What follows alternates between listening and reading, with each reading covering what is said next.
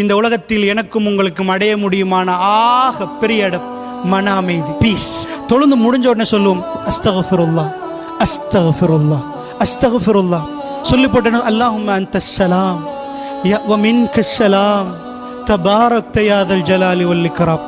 அல்லாஹும்ம அன்தஸ் ஸலாம், யா அல்லாஹ் நீ சாந்தமானவன்.